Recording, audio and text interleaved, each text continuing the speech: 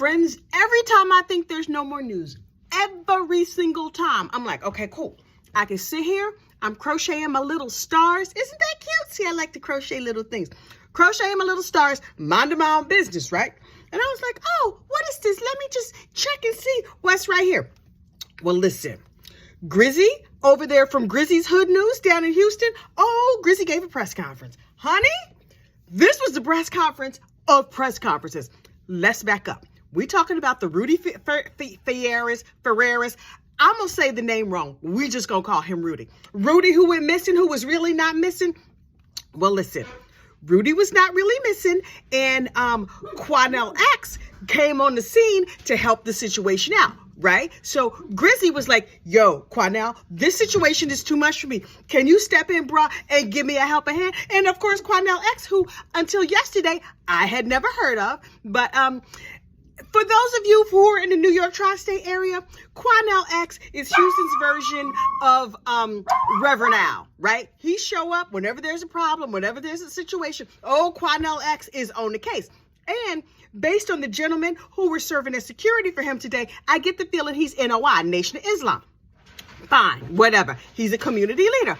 Okay, cool. So Quanell comes in and he's trying to help the situation, help Rudy calm down and talk to the police. And he was trying to leave. He was like, okay, we got everything calm. Everybody's feeling cool. Now, Rudy, you could talk to the police. And Rudy grabbed his arm, his leg and was like, no, don't go.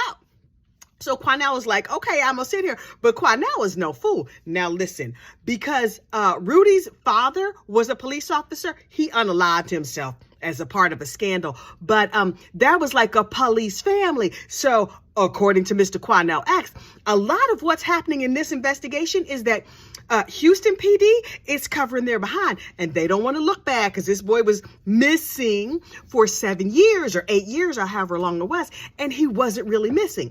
And this family had a lot of police contact, but nothing really got followed up on. So I'm like, oh, this plot has gotten a lot more interesting.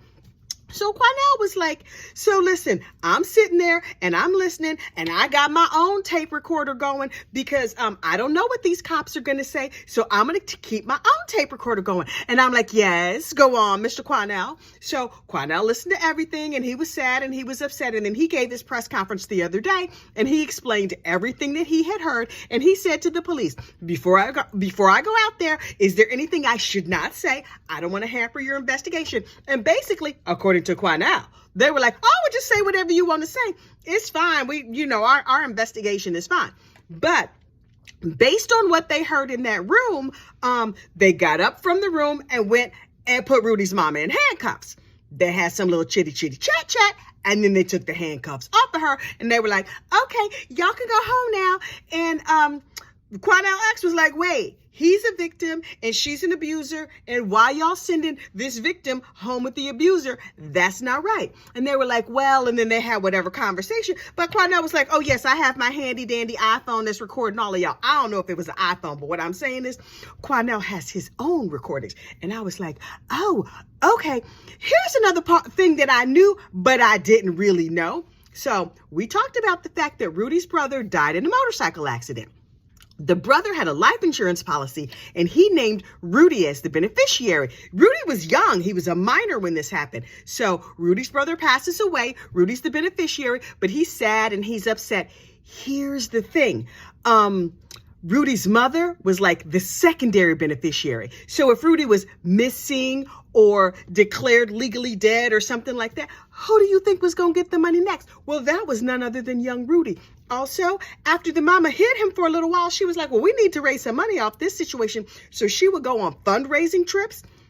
And she would have other people put up GoFundMes and they would go on trips to give speeches and please help me find my missing son. And she would raise money with Rudy standing right there with her on the trips, the fundraising trips to find him. Rudy was like, look, those was just vacations. We would go, we would cry, we would collect money, and then we'd go and see all the tourist destinations and then we would come on back. Shade. This woman was up to things. Also, then one of the TTs got up. Now listen, you know the TTs are undefeated. In the words of the great philosopher Jeannie Seckinger, These TTs have no time for your mess, none whatsoever. So I was like, okay, TT, come on through. Tell us what's going to happen next. The TTs was like, let us be abundantly clear. This situation of the essay that this mother is accused of, oh, she was doing that long before he was an adult. She abused this child in every way when he was young.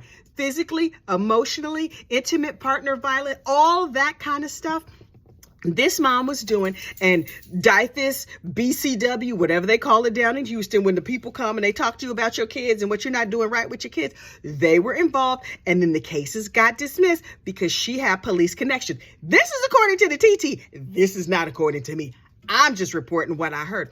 And most interestingly, apparently, because the mama, Janie, has connections to the police, Quanell X was like, listen, I'm not scared of Miss Janie. My press conference that I'm about to have, the press conference that he gave that I just watched, where do you think it was held? Was it held on the steps of City Hall? No, it was not. He went and set himself up in Miss Janie's front yard and held a press conference. That's a lot of nerve. Listen, Brother Quanell has no chill, none whatsoever. And he was like, I'm here to tell her I'm not scared of her. Now, come on, bring it. He said, and this is a quote, if you feeling froggy, jump. I was like, oh, Brother Quanell. Okay. Brother Quanell that's an old saying from the hood for y'all who don't know. You feeling froggy, go on and jump. I was like, okay.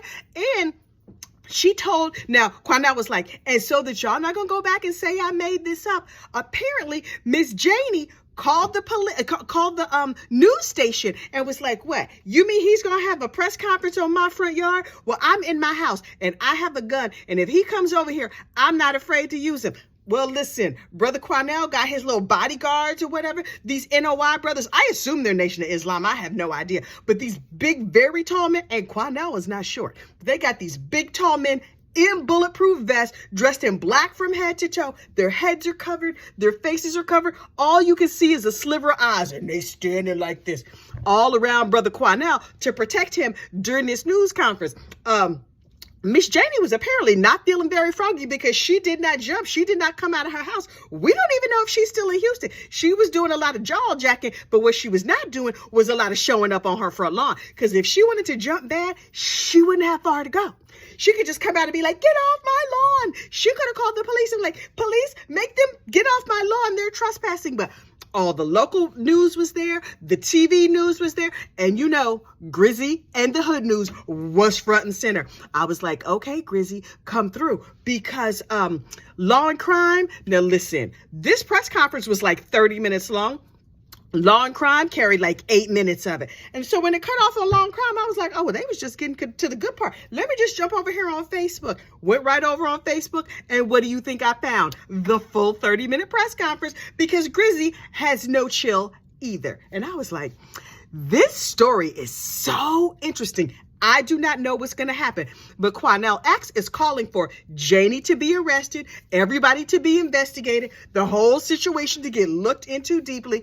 And I'm perched right here in my chair in my nice, comfortable living room in Bergen County, just with one eyeball. Well, no, I got two eyeballs trained right there on Travis County. Is Travis County? I think that's Travis County, Texas. That's where Houston is, I believe, if I remember correctly. But Houston, the whole world is watching, including me.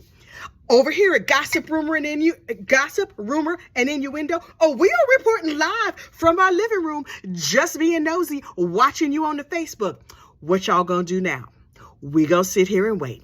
Okay, y'all have a good night, because you know the sun has gone down. Now, it is after my bedtime, and I need to go to bed. Or at least I need to, like, wash my face and be cuddled up nice and warm, reading a trashy book and crocheting some more stars, because these stars are not going to crochet themselves. Okay, y'all have a good night, and I will talk to you later. For real this time. Much, much later, like tomorrow. Unless some news jumps off, and then, you know, I'll be back. Okay,